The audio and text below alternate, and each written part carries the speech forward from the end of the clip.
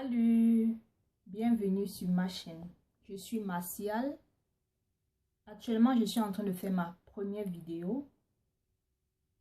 Pourquoi ai-je créé cette chaîne? J'ai créé ma chaîne dans le but de booster, encourager et motiver les jeunes, les ados et les adultes afin de réaliser leurs objectifs et leurs rêves. Ma chaîne se portera donc sur la motivation, sur l'éducation et sur la destinée. Pourquoi ces trois éléments? Parce que je pense qu'ils sont fondamentaux pour pouvoir avoir une vie aboutie et accomplie.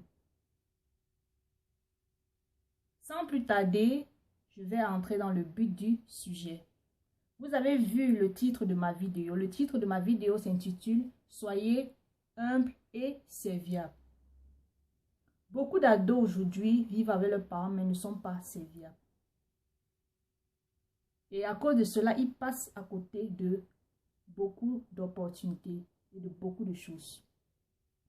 Je veux continuer par une petite anecdote. Il y a de cela quelques années, j'ai eu une connaissance en moi. Après avoir eu son baccalauréat, a voulu aller à l'étranger pour continuer ses études.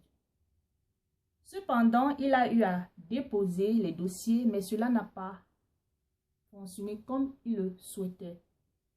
Entre-temps, donc, cette connaissance en moi avait une tante qui vivait près de 45 minutes de lui. Et qu'est-ce qu'il allait faire donc chez cette tante-là? Il avait l'habitude d'aider cette tante avec ses enfants. Et lorsque celle-ci était dans l'incapacité d'aller vendre au marché car elle avait une boutique, cette connaissance en moi avait l'habitude d'aller l'aider. Et parfois, lorsqu'elle était obligée de se déplacer à cause de certains problèmes personnels, il était donc obligé de rester soit avec les enfants, soit de cuisiner également pour les enfants, ou parfois de ranger la maison. Comme Dieu sait faire ces choses, le mari de sa tante voyait son comportement et trouvait en lui une personne de bien. Sachant effectivement qu'il souhaitait aller à l'étranger, continuer ses études, cet oncle-là, bien sûr dans la discrétion, a eu à commencer ses dossiers pour qu'il puisse partir. Et vous savez quoi? Ça s'est bien passé. À la fin, il a eu son visa pour l'étranger. Par la suite, il a juste fallu que sa famille contribue pour avoir une certaine somme afin de le faire voyager. Quelle est la leçon qu'on peut retenir de cette petite histoire? La leçon qu'on peut retenir de cette histoire est le fait qu'il faut être simple, humble et serviable.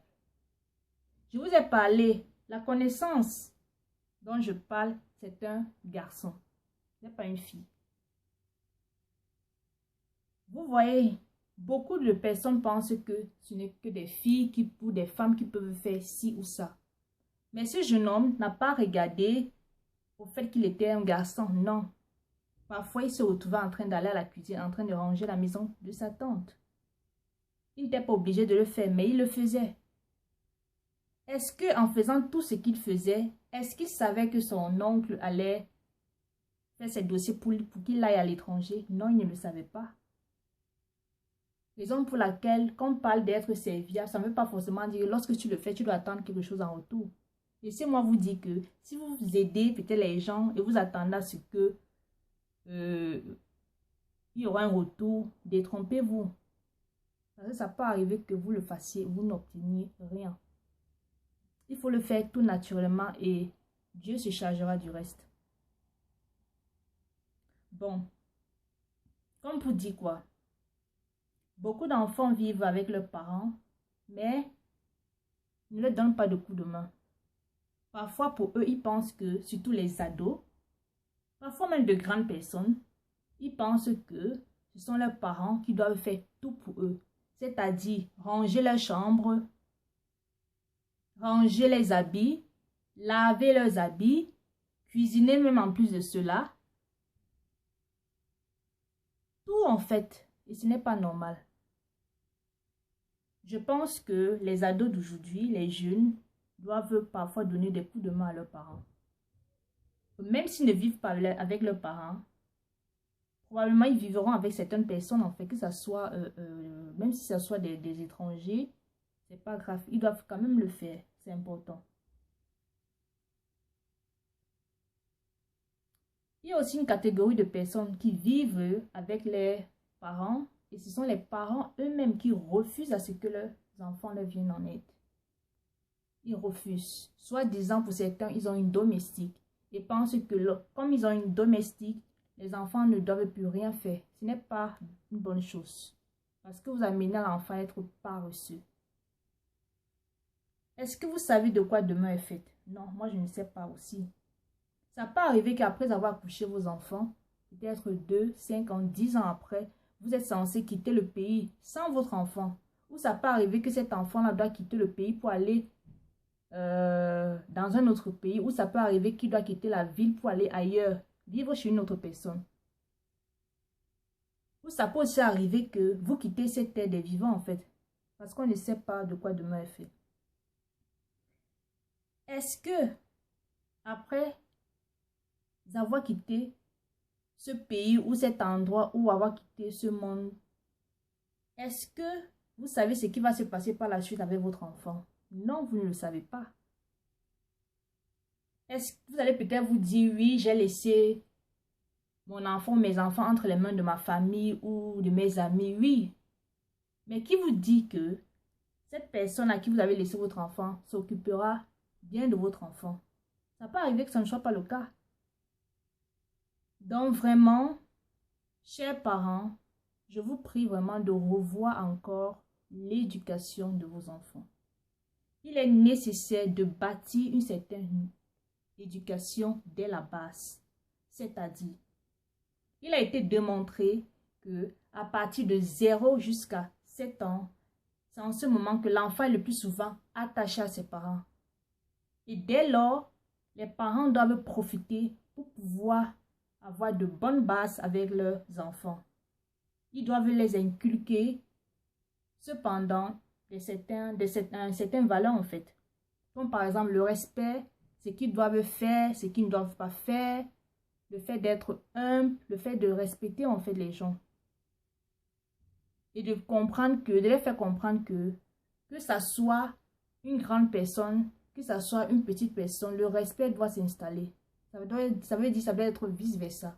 Et ils doivent montrer de l'amour à leurs enfants. Et les enfants doivent aussi faire pareil pour leurs parents. Car c'est important. Ce n'est qu'en sémant ces graines que vous pouvez construire un avenir meilleur pour votre enfant en fait. Ça joue un rôle capital. Donc vraiment, c'est de ça que je voulais parler. Il y a aussi d'autres cas de figure qui, voyant peut-être les vieillards, se disent que ou pensent qu'ils ne sont pas vieux. Tout le monde vieillit. Tu nais bébé, après quelques temps, tu as 1 an, après 1 an, tu as 5 ans, après 5 ans, tu as 10 ans, ainsi de suite. Et on finit tous par vieillir. Donc, s'il vous plaît, je vous exhorte également de tenir compte de cela. Si je veux revenir à mon cas, moi le plus souvent, je suis une personne serviable. Dans toutes les familles que j'ai eu à aller, que ce soit pour les vacances ou que ce soit pour un moment, j'ai été le plus souvent serviable. Je n'ai pas forcément attendu à ce qu'on me demande, Marcia, est-ce que tu peux faire ci, est-ce que tu peux faire ça? Non, je n'attendais pas, je le faisais simplement. Quand je trouvais qu'il fallait le faire, je le faisais. Je pouvais aider la personne peut-être à la cuisine, je pouvais aider la personne peut-être à ranger la maison. Tout dépendait de la situation.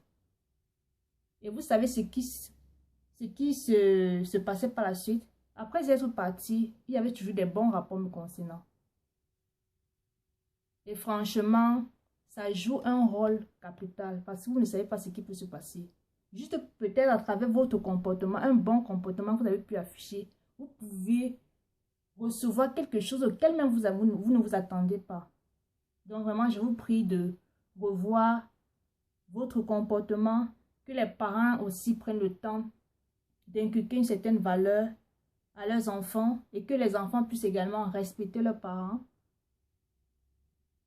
Et qui sait ce qui se passera.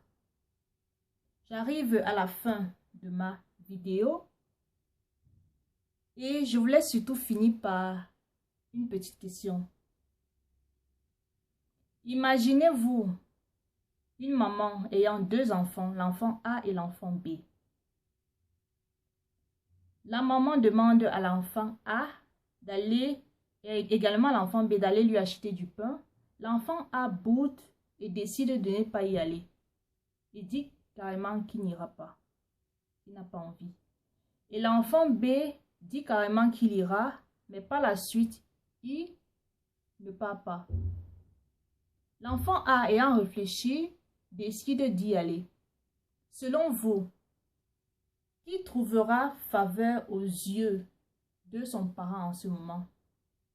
L'enfant A ou l'enfant B? Je vous remercie. Pour ceux qui veulent répondre à cette question, je vous prie de répondre à ces questions dans les commentaires. Je vous remercie. Une fois de plus, je vous remercie de m'avoir suivi jusqu'à la fin de cette vidéo. Et n'oubliez pas de vous abonner pour ne manquer aucune notification. Je vous dis à la prochaine. Bye bye.